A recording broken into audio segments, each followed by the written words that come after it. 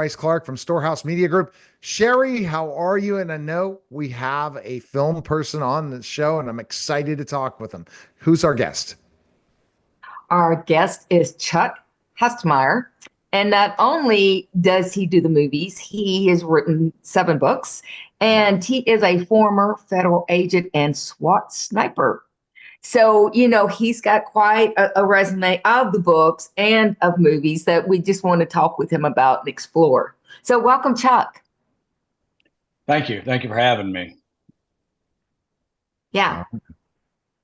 So, you had this law enforcement career, and tell us a little bit about that. I started in local law enforcement in Baton Rouge, Louisiana, and did that for several years. Took a while, but managed to get a degree from LSU, which was a requirement for federal work. Went to work for Bureau of Alcohol, Tobacco, and Firearms, and they transferred me to New Orleans.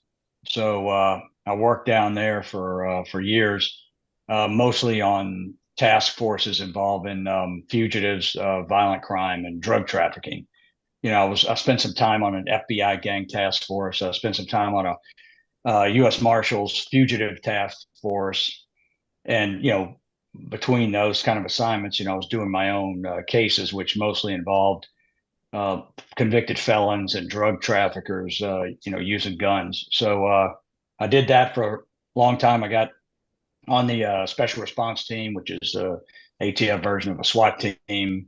Went to sniper school, became a sniper. I was involved in a really bad accident and broke my neck, broke my back. And I went back to work after that for several years, but eventually the arthritis in my neck caught up to me. And from the breaks, I had 3-level fusion. And they put me out on a medical retirement. So I had to do something. And I'd always been interested in writing.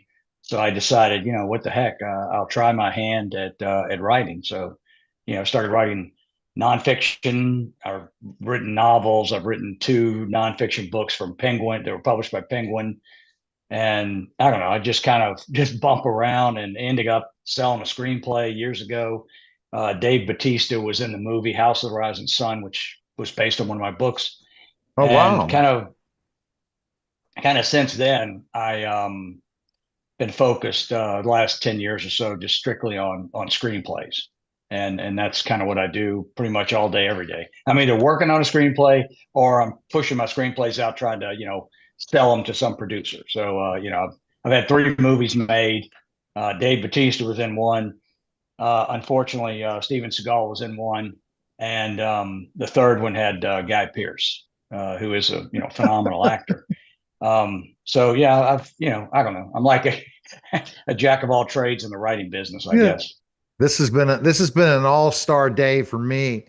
Speaking with unbelievable people that have done some amazing work in so many ways. When you talk about having your story end up being made into a movie, it's got to feel unbelievable, isn't it?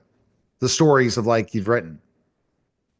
Yeah, it's that the first movie I had made was House of Rising Sun, like I said, and that was based on the first novel I wrote and had published. So I adapted. So yeah, it was an incredible feeling to be up there on set, and you see the stars running around, and I was just kind of in the way, but I just kind of no. But they really Chuck, couldn't throw me how off many the set. authors are dreaming about this? Sherrie will flat out say this. How many authors dream for their book to be made into a movie? I mean, Yeah. we could literally, if I could get $1 from every author that's doing that, I'd be a rich man right now, because they truly, everybody wants what ended up happening to you. Yeah. I mean, it was a lot of fun, and we've had 2 more made since that first one, and my wife and I have been to the set on all 3 of them. One of them was filmed in Bucharest, Romania, so we got to go to Romania and hang around out there and get in the way, of the production staff. But they really couldn't kick us off the set, so we had a good time. We saw a lot of cool stuff in Romania. Good show. Well, Neil says a lot of most authors would like their book, excuse me, turned into movie. So my next question for authors out there, how did it happen with you? How did you get that book that book into a movie? Well, it was a lot of just chances. I always tell writers that, the process is one and done for everyone. Every movie getting made is weird. It's like you can't draw a map for another writer to follow. It's like drawing it in the water or something. The book was published my Penguin published my first two books. They were big releases, nonfiction books. My novel, House of Rising Sun, was published by a small publisher. Just so happened some guy got a hold of it. He was interested in optioning it. He couldn't afford to hire a screenwriter to adapt it. So he asked me if I knew anything about screenwriting, which I had done some screenwriting, but I'd never sold or optioned anything. So I adapted it myself. That producer eventually let the option go. He was not able to get the funding for the movie. So I started shopping that script around. I mean, I did some crazy things. Like I found out that Nicolas Cage had a house in the French Quarter in New Orleans. So I took the script, and this is back, pre-email script days. So I took the script, which has, two, it has a binder on it, two cardboard sheets on front and back, and these two brass brads. I found his house. It had a big gate in the front, and I stuck my arm through the gate and threw it onto the porch.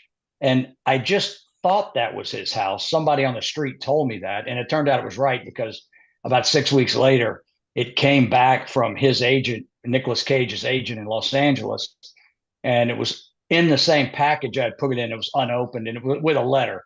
It says, "We don't read unsolicited manuscripts."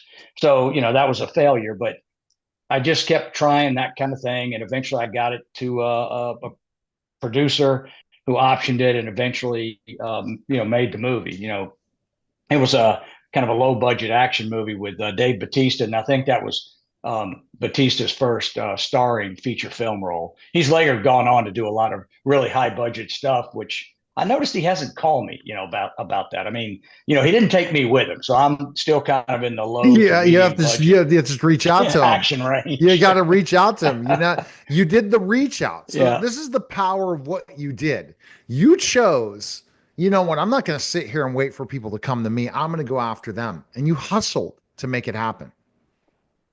Yeah, that is kind of the difference, I think, between produced writers and non-produced writers. Is you have to be your own advocate. Whether you have a manager, I've had a couple managers, I've had an agent, but you have to be your own advocate. You are your best agent or manager. So I'm constantly sending out query letters to producers who make movies like I write, and just the other day, I sent one out, and now I'm kind of talking to a guy with a big agency in Hollywood.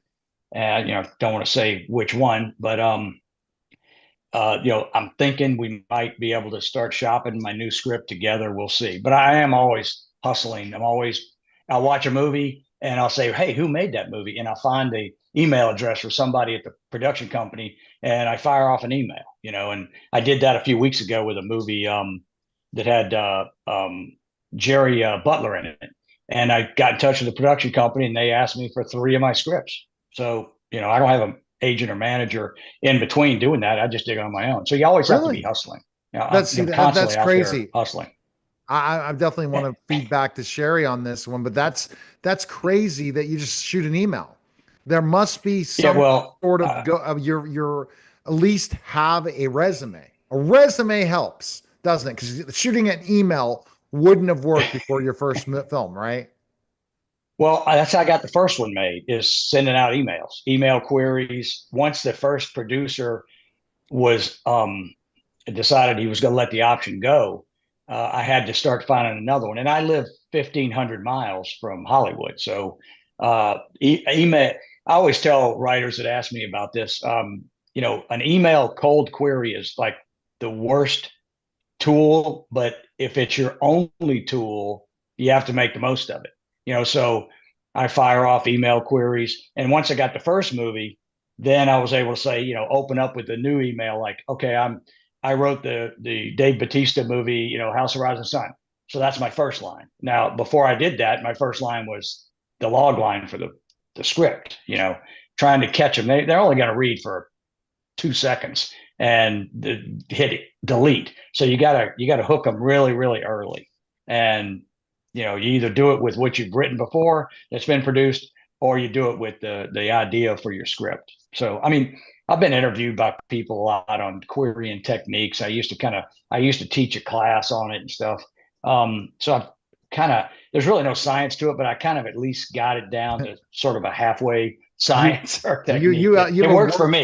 You have the workshop in your works. Trust me. But go ahead, Sherrie. What are your thoughts on the workshop in his works? I think he has the opportunity because there's so many authors out there that have no idea, and they're told so many lies by people that are preying upon authors. Right, Sherrie? That's right. That's right. That's one reason I went into publishing, because I was an author, and I'm like, these people, people come to you with such naivety, and it's an excitement, like, hey, it's my book, I worked on it, and they get taken advantage of. I have a question for you again, for those authors who are like, I really think my book should be a movie. How did you go about getting the names of producers and where they're located and who to reach out to? Because I would think it's a genre based. You go with the producers used to do your genre. Yeah, exactly. That's who I target for queries, is producers. I write action. My first half of my adult life was in action. I was chasing bad. I've been in dozens of car chases. I've been in a shootout.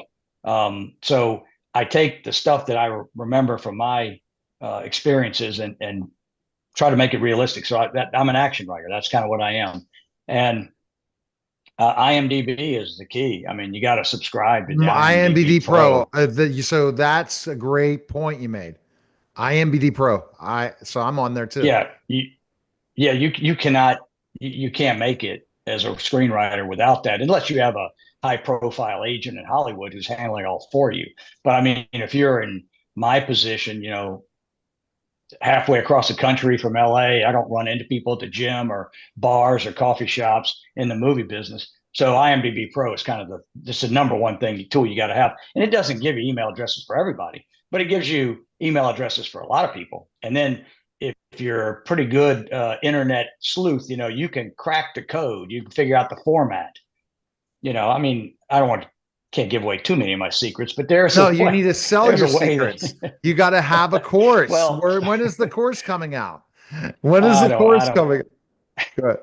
I don't want to do that, man. I'm busy trying to sell my scripts. I kind of look askance at screenwriters who spend time writing about and teaching others how to write a good screenplay, because I'm always suspicious. I'm like, okay, well, listen, if you're charging $500 to tell me how to write a screenplay, and you know how to write a screenplay it's going to sell, why don't you just go sell one? So I'm a little suspicious. But no, I forgot, I wanted to mention what Sherrie said, the false information you get. I mean, the writing business, both screenwriting and book writing, it's just awash in fake information or incorrect information. So much so, a buddy of mine, Bob Sands, he's a successful screenwriter. He wrote a book called "That's Not the Way It Works," for other writers he kind of just lists all the things that you think or you've heard, or somebody on a website taught you. Right. That's not the way it works. It's just, there's so much misinformation. It stops people from writing. It stops you from selling stuff. It's just unbelievable how bad the information is out there. Sure. Yeah. I mean, you're like you said, you're your own advocate, and it'd be good to go online and learn where everything is, but no one's going to push your book like you are, because you're the one who knows it. You're the most passionate about it, and that passion's just going to relay to whomever you're sending a query letter to or whatever. So I say congratulations on what you've done. That's a big feat. Oh, thank you. Thank you. I appreciate that. It's difficult, but I mean, believe me, if I could do it, pretty much most people can. I mean, I had to take in college at LSU, I had to take freshman English twice. I got a D the first time. So, it's not like I'm some literary scholar. I just have a knack for writing action. And I've studied it a lot on my own. I mean, all the books. I used to go to Barnes and Noble and buy pretty much over time. I bought maybe 20 or 30 books on how to write. And you do learn from that, the physical act of writing, how to structure stuff. It's just the marketing and sales that people just really, really are passing on bad information. It's So like my what buddy's tips book, would you Bob, offer that authors regarding marketing and sales?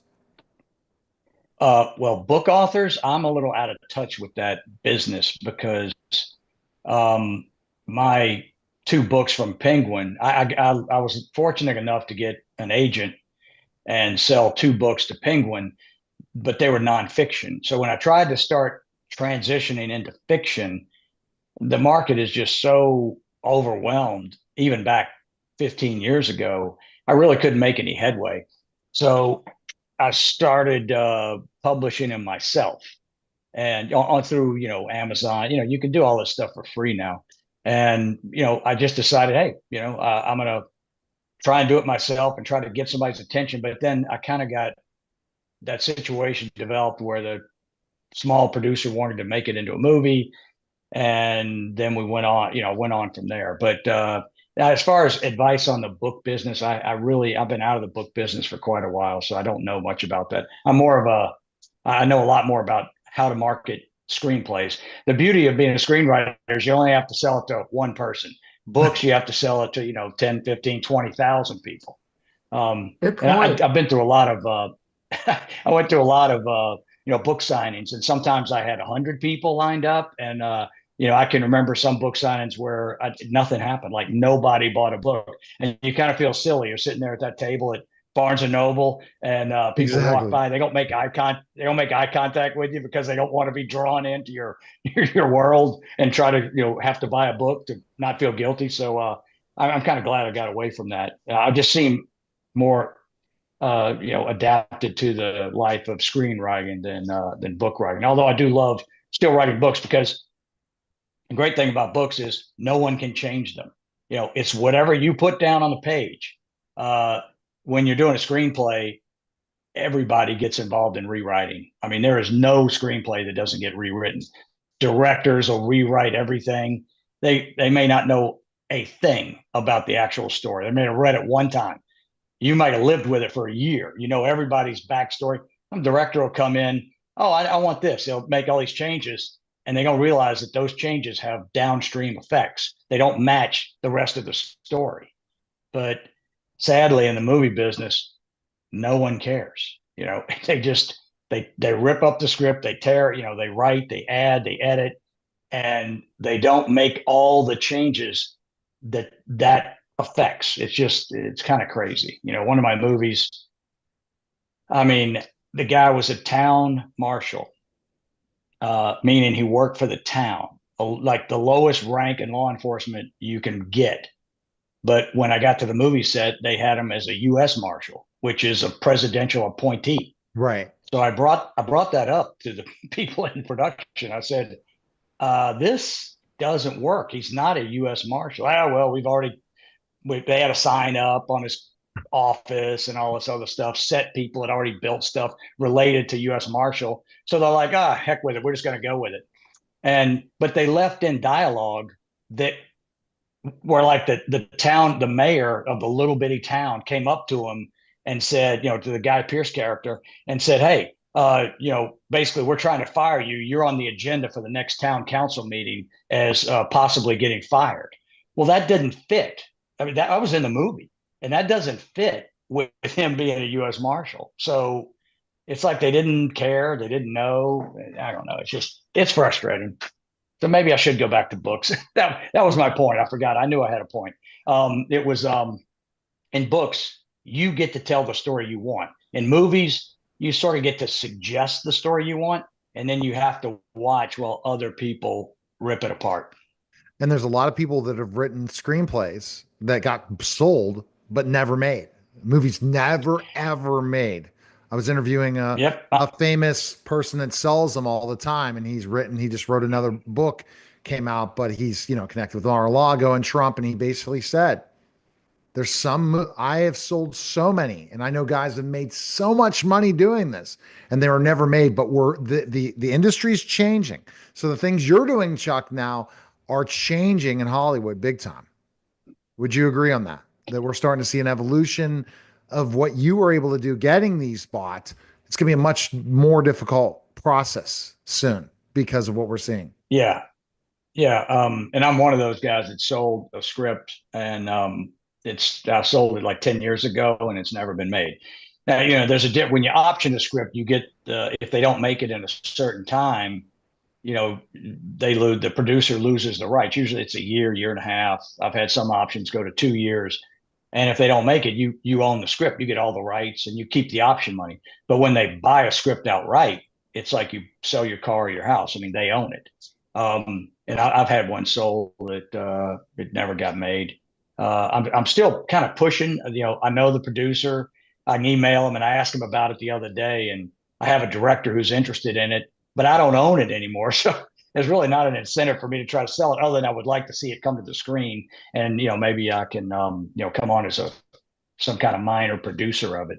But yeah, it is getting harder because I mean, just in my experience, and now realize I'm not a Hollywood writer. I live way out of Hollywood. It's a whole different level of A-list writers who work for studios or do studio movies. But even at my lower level of being a screenwriter, the money's a lot harder to come by.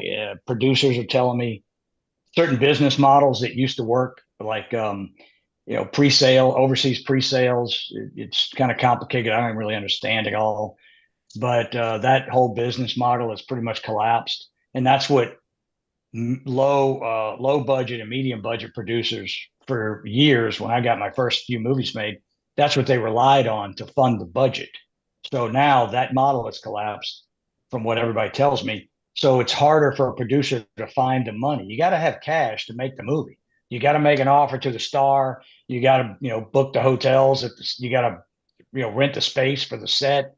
You got to go to some other town to shoot it. Hardly anybody shoots in LA anymore. So you have to have cash for all this. And it's hard to get that cash, So I'm not a producer, so I don't really know all the stuff they have to go through. I just know they're telling me it's getting harder and harder. Mm-hmm. Okay, go ahead, Sherrie. Any final questions for Chuck? I do. 7 books is, again, congratulations. Which one's your favorite and why? I think my favorite of my books is The Axeman of New Orleans, because it's based on a true story. It's a novelization sort of a true story. There wasn't enough of a real historical record for me to write a nonfiction book. Now, other people have written nonfiction books about it, but you're kind of limited if you're writing a true nonfiction book, as to, you can't just make up dialogue, make up extra characters you need. So I decided to go after the flood. After Hurricane Katrina in 2005. The records at the courthouse in New Orleans, that was in the basement. So all that stuff went underwater. Police records underwater. It was gone. So I decided, you know what, I'm going to write this as close as I can to the truth, but make it a novel. So, really, you have the Axeman, and most people in New Orleans didn't even know about it. Like cops I knew, I would mention it, and they're like, I never even heard of that guy. So this guy was running around in the early 1900s, killing people sometimes he used an axe, sometimes he used other, once he used a hatchet, once he used a piece of pipe. But, they call him the Axeman because that's cooler than, the pipe man, I guess. And there are dozens and dozens of articles about him from the New Orleans newspapers back in the day. So I got all those and put them together, and I created a detective and kind of, linked the cases and, wrote the book. So it's about 70% true. The lead character is kind of made up because a whole bunch of different detectives worked on those cases. But he killed like 9 people, wounded 9 or 10 others. So that's kind of my favorite. I've been trying for years to get that made into it. I have a pilot for a limited series written. I have a feature film script written. I can't get any traction on that because it just costs so much. You'd have to have it'd probably take 25, 30 million minimum. It's a period piece. So, maybe you're looking at 50 million. And since I'm not a studio writer, I really can't get the attention of a studio and say, hey, man, this would be a great historical, action movie. But one day, who knows? Never give up. My fingers, you never know. I keep them crossed. I keep them crossed, man. Yeah.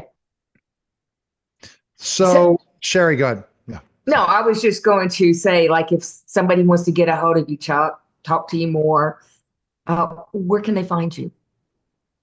I have a website, chuckhustmyre.com. Now, the last name's a little tricky, but it's Chuck and then Hustmyre, HUSTMYRE.com. I get a lot of emails through that. A lot of it's like marketing stuff. Somebody's picked up on how to go through people's websites and send them junk mail. But I do get a lot of mail through that. So yeah, I'm always looking to meet up with other writers and people like that in the business. I mean, writing's kind of a lonely business. So, and I like to talk a lot. You can probably tell. Like my wife says I have a word quota, and it's something like 50,000 a day. And I'm only halfway through for the day. Well, you got some work to make up for.